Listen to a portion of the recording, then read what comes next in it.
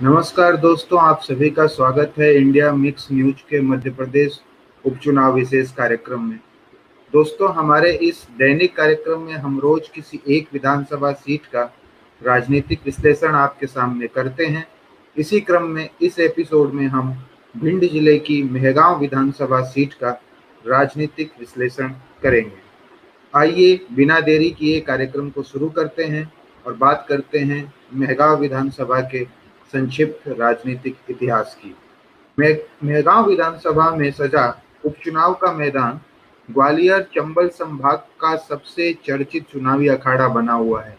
क्षत्रिय व ब्राह्मण समाज के प्रभाव वाली इस विधानसभा पर अब तक 14 बार चुनाव हुए हैं, जिसमें 5 बार ब्राह्मण व 4 बार राजपूत उम्मीदवार विजयी हुए हैं। यह जो इस बात का परिचायक है कि यहाँ भाजपा के राजपूत उम्मीदवार ओपीएस भदौरिया के विरुद्ध कांग्रेस के ब्राह्मण उम्मीदवार हेमंत कटारे की उम्मीदवारी के पीछे सीट पर प्रभाव डालने वाला यही कारक सबसे प्रमुख कारण है। लेकिन मात्र इससे जीत हार का फैसला तय नहीं किया जा सकता। 1977 के बाद यहाँ हुए 10 प्रमुख विधानसभा चुनावों में यहाँ पर भाजपा व जनता पार्टी 4 बार, कांग्रेस 3 बार, बसपा 1 बार, भारतीय जनशक्ति पार्टी 1 बार तथा निर्दलीय उम्मीदवार 1 बार चुने गए हैं। यह इस बात को बताते हैं कि यहाँ किसी एक दल या विचारधारा की बजाय जाति व स्थानीय सामाजिक मुद्दे चुनाव को ज्यादा प्रभावित करते हैं। 1980 में ठाकुर समाज के निर्दलीय राय सिंह भदौरिया व 2003 में नरवारिया समाज के मुन्ना सिंह नरवारिया ने भारतीय जनशक्ति पार्टी से विधायक बने थे, जिसका प्रमुख कारण यहाँ ब्राह्मण राजपूत समाज के मध्य चलने वाली लड़ाई ही रही है, जिसकी वजह से 1980 में गुर्जर व ओबीसी समाज के सहयोग से भदौरिया और इसके बाद 2003 में नरवारिया को हमने जीतते हुए देखा है। 1993 के स्थानीय राजपूत समाज के प्रभावी नेता राय सिंह भदौरिया के निर्दलीय लड़ने के कारण राजपूत समाज के मत बटे, जिसकी वजह से बसपा के नरेंद्र सिंह गुर्जर ओबीसी व बसपा के पारंपरिक मतों के सहयोग से विधायक बन पाए।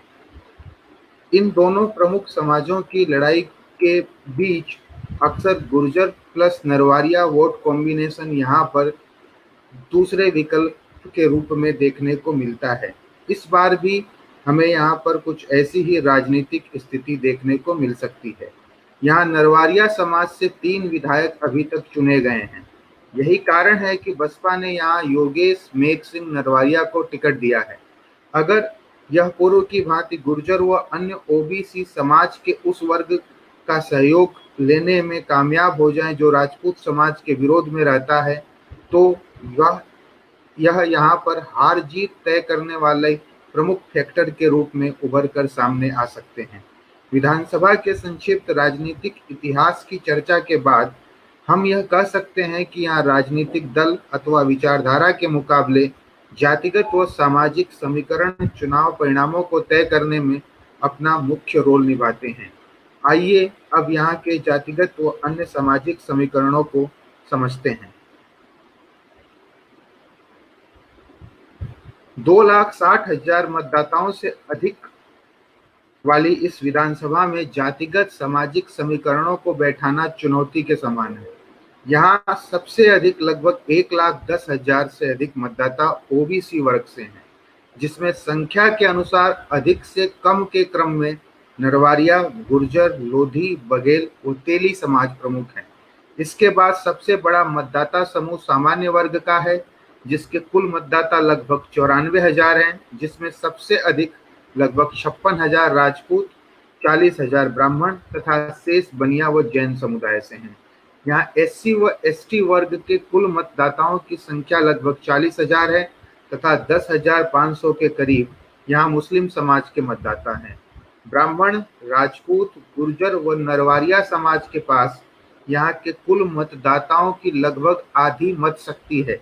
यही कारण है कि यहाँ राजनीतिक दल इन जातियों के उम्मीदवारों पर दांव लगाते हैं। यहाँ के राजपूत समाज के मतदाताओं में सबसे अधिक मत, लगभग 60% भदौरिया उपजाति के हैं, जो अपने समाज के उम्मीदवार के पक्ष में लामबंद होकर मतदान करने के लिए जानी जाती है। यही कारण है कि 2013 में ओपीएस भदौरिया ने राकेश शुक्ला को तगड़ी टक्कर दी थी तथा 2018 में विधायक बन पाए। इस बार भी अगर ऐसा हो तो ओपीएस भदौरिया के विधायक बनने की संभावनाएं तगड़ी बनती है। हालांकि यहां से कांग्रेस के हेमंत कटारे की उम्मीदवारी से बड़ी संख्या में ब्राह्मण मत जो भाजपा को मिलते थे उनके कांग्रेस की ओर जाने की संभावना बनती है, जिससे भाजपा को दिक्कत हो सकती है। योगेश मेघ सिंह नरवारिया की उम्मीदवारी से बसपा ने नरवारिया, गुर्जर व SC/ST मतों को टारगेट करने की कोशिश की है। बसपा उम्मीदवार यहां जितना अधिक मत अपने पाले में करेंगे, उतना अधिक कांग्रेस व भाजपा दोनों को नुकसान होगा, लेकिन इससे भाजपा को होने वाला नुकसान कांग्रेस के मुकाबले थोड़ा ज्यादा होगा, क्योंकि इनको मिलने वाले अधिकांश मत या तो कांग्रेस के मत होंगे या फिर वो मत होंगे जो कांग्रेस से नाराज हैं, भाजपा में जा सकते थे, लेकिन इनकी उम्मीदवारी से ये बसपा की तरफ आ जाएंगे। सपाक्स ने यहां से दीपक सिंह कुशवाहा की उम्मीदवारी पिछड़ा वर्ग में गैर गुर्जर नरवारिया जाति समूह व भाजपा के नाराज वोटर्स को टारगेट करने के लिए किया है। बसपा व सपाक्स उम्मीदवार यहां अगर औसत प्रदर्शन करने में भी सफल रहें तो भाजपा और कांग्रेस दोनों के समीकरणों को बिगाड़ने की क्षमता रखते हैं। हालांकि यहां चुनाव परिणाम स्थानीय राजनीतिक स्थितियों पर भी निर्भर करेंगे, जो कि अभी दोनों दलों के लिए जटिल नजर आ रही हैं। आइए विधानसभा की वर्तमान राजनीतिक स्थिति की चर्चा कर ली जाए। वर्तमान में यहाँ की राजनीतिक स्थिति दोनों प्रमुख राजनीतिक दलों के लिए जटिल है। पहले बात कांग्रेस की कर ली जाए। यहाँ कांग्रेस का स्थानीय संगठन लंबे समय तक सिंधिया परिवार के प्रभाव में रहा है। 2018 में यहाँ सिंधिया समर्थक ओपीएस भदौरिया कांग्रेस के विधायक चुने गए, जबकि इससे पहले 1990 में हरि सिंह नरवारिया कांग्रेस के विधायक बने थे, जो माधवराव सिंधिया के समर्थक थे। यही कारण है कि यहाँ ओपीएस भदौरिया के कांग्रेस छोड़ने के बाद स्थानीय कांग्रेस संगठन को बड़ा नुकसान हुआ है। हालांकि यहाँ सिंधिया के जाने के बाद दिग्विजय सिंह व डॉक्टर गोविंद सिंह का प्रभाव स्थानीय कांग्रेस पर बढ़ा है। डॉक्टर गोविंद सिंह ने यहाँ स्थानीय कांग्रेस संगठन को रिपेयर करने के लिए महत्वपूर्ण कार्य भी किए हैं, लेकिन स्थानीय कांग्रेस संगठन अभी भी यहाँ भाजपा के स्थानीय संगठन के मुकाबले मजबूत नहीं है, जो कांग्रेस के लिए चिंताजनक है। यही कारण है कि यहाँ विधानसभा में अभी कांग्रेस का चुनाव प्रचार खुल के नहीं दिख रहा है, जबकि भाजपा ने बूथ स्तर तक अपनी बैठकों को कर लिया है, जो कि कांग्रेस के स्थानीय संगठन की कमजोरी को दर्शाता है। कांग्रेस के उम्मीदवार हेमंत कटारे की उम्मीदवारी स्थानीय कांग्रेस के लिए मुश्किलों भरी है। हालांकि इन्हें पूर्व मंत्री डॉक्टर गोविंद सिंह का समर्थन है, लेकिन क्षेत्र नया होने, क्षेत्र में पहचान नहीं होने तथा प्रचार के लिए कम समय मिलने का इन्हें नुकसान हो सकता है। इसके अलावा कांग्रेस के नेता पूर्व विधायक राकेश सिंह चतुर्वेदी, जो कि यहां से चुनाव लड़ने का दम भर रहे थे, का संभावित असहयोग भी इनकी चुनौतियों को बढ़ाने वाला है। कटारे को यहाँ का स्थानीय नहीं होने के कारण भी परेशानी हो सकती है। जहां तक भाजपा के उम्मीदवार ओपीएस भदौरिया का सवाल है, उनके समक्ष भी पार्टी के अंदर पूर्व विधायक राकेश शुक्ला के समर्थकों के द्वारा भीतरघात की चुनौती है, जो कि इनको मुश्किल में डाल सकती है। हालांकि सिंधिया व नरेंद्र सिंह तोमर के साथ भाजपा के प्रदेश अध्यक्ष वीडी शर्मा के यहाँ भाजपा उम्मीदवार के लिए सक्रिय होने के कारण वर्तमान में ओपीएस भदौरिया कटारे के मुकाबले मजबूत दिखाई दे रहे हैं। विधानसभा के चुनाव परिणामों का ठीक-ठाक पूर्वानुमान लगाने के लिए हमें यहाँ चल रहे स्थानीय राजनीतिक मुद्दों की भी चर्चा करनी चाहिए, जो कि यहाँ के चुनाव परिणामों पर बड़ा प्रभाव डालते हैं। यह विधानसभा आज भी मूलभूत संसाधनों को तरस रही है। मेहगांव, गोरमी, अमायन और रौन जैसे 4 बड़े कस्बों वाली इस विधानसभा में मात्र एक कॉलेज है। कोई 100 बिस्तर का ठीक-ठाक सा सिविल अस्पताल नहीं है। शिक्षा व स्वास्थ्य की मूलभूत सुविधा से वंचित यहाँ के नागरिक आज भी ग्वालियर, आगरा आदि शहरों पर निर्भर हैं। सिंचाई, रोजगार के साधन व सड़क संपर्क यहाँ के अन्य प्रमुख मुद्दे हैं। यहाँ आज भी कई क्षेत्रों में सड़क संपर्क नहीं है, जो स्थानीय लोगों की परेशानी का कारण है। क्षेत्र में नहरें तो हैं, लेकिन बांध से पानी छूटे और टोल एंड तक पहुंचे तभी यहाँ के किसानों को लाभ हो, लेकिन उचित व्यवस्था नहीं होने के कारण अधोसंरचना होते हुए भी यहाँ के किसान सिंचाई सुविधाओं का लाभ नहीं उठा पा रहे हैं।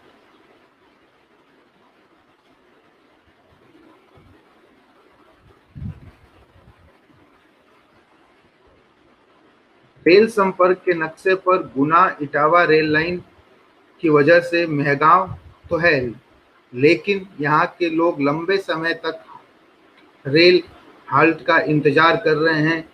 अगर ये हो जाता है तो यहाँ की कनेक्टिविटी बढ़ेगी, जिससे मेहगांव को लाभ होगा। मेहगांव का बस स्टैंड हाईवे 92 NH 92 से लगभग 4 किलोमीटर दूर है, जहां तक पहुंचने के लिए लोगों को हाईवे से उतरकर अक्सर पैदल जाना पड़ता है।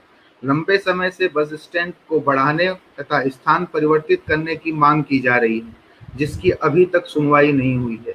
यह विषय यहाँ पर मुद्दा बन सकता है। यहाँ सिंधिया व OPS भदौरिया का कांग्रेस छोड़ना कोई मुद्दा नहीं है।